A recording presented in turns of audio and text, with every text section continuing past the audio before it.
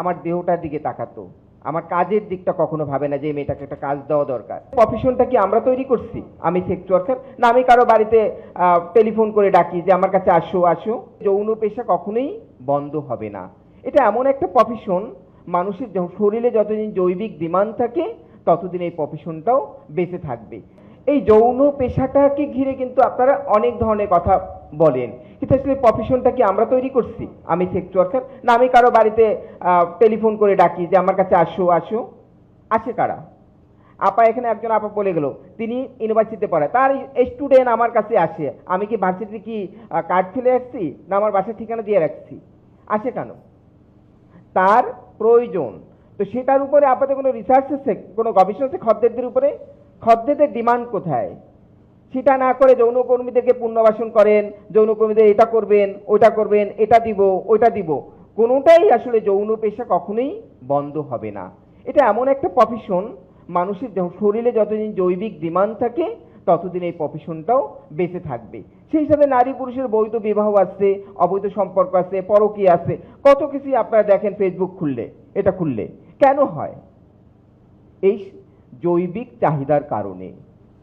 স্বামী বিদেশ চলে যায় বউকে রেখে, স্বামী কি ওখানে গিয়ে কি বসে থাকে নাকি? সে ওখানে কোনো যৌনকর্মী বাড়িতে গিয়ে উঠে, কিন্তু বউ যদি কারোর সাথে পরকীয়া করে তাইলেই মাথা খারাপ হয়ে গেছে, সে নারী। তাহলে নারীরা এই প্রফেশনে ভিকটিম হিসেবে আপনারা দেখাচ্ছেন, কিন্তু নারীকে মর্যাদার জায়গায় থেকে যদি এই প্রফেশনে দেখান তাইলে কিন্তু এই সব সমাধান হয়ে যাবে। সেই সমাধানের জায়গাটা আমাদের খোঁজা দরকার।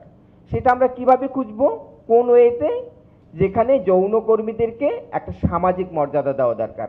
তারা যে কাজটা করে সে কাজটার একটা মর্যাদা দেওয়া দরকার। সে কাজের মর্যাদা কি কখনো আপনারা ভাবেন? সবসময় বলেন অসামাজিক কাজ। কোনটা সামাজিক কোনটা অসামাজিক? এখানে একজন সরকারি কর্মকর্তা ছিলেন, তিনি থাকলে হয়তো তার পলিসি লেভেলে তার বিষয়গুলো ইনক্লুডেড করতে পারতেন। আমি জানি না, নারী পক্ষ দীর্ঘদিন কাজ করে। আপা অনেক দিন থেকে অপরাজয় বাংলার মাধ্যমে যৌনকর্মীদের সঙ্গে বিভিন্ন বিষয়ে আপার কাজ ছিল, কিন্তু কই যখন যে ইস্যু আছে সেই ইস্যুতেই কথা হয়, কিন্তু পলিসি কিন্তু কোনোদিনও চেঞ্জ হয় না। আবার যৌনকর্মীদের ভয়েসটাকে কিন্তু সেভাবে নেওয়া হয় না।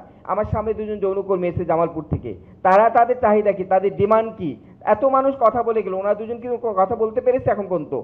এখানে একজন পলিসি লেভেলের লোক আছে, চলে গেল, তাদের তো কোনো বক্তব্যই নেই। তাহলে তারা কি বলবে? তাদের ডিমান্ডটা কোথায়? আমি এই প্রফেশনে এসেছি, আমার জীবন কোনো না কোনো কারণে আমি চাকরি খুঁজতে ঢাকায় এসেছি, কিন্তু চাকরি না পেয়ে আমি বিভিন্ন জায়গায় গিয়ে যৌন হেনস্থার শিকার হয়েছি।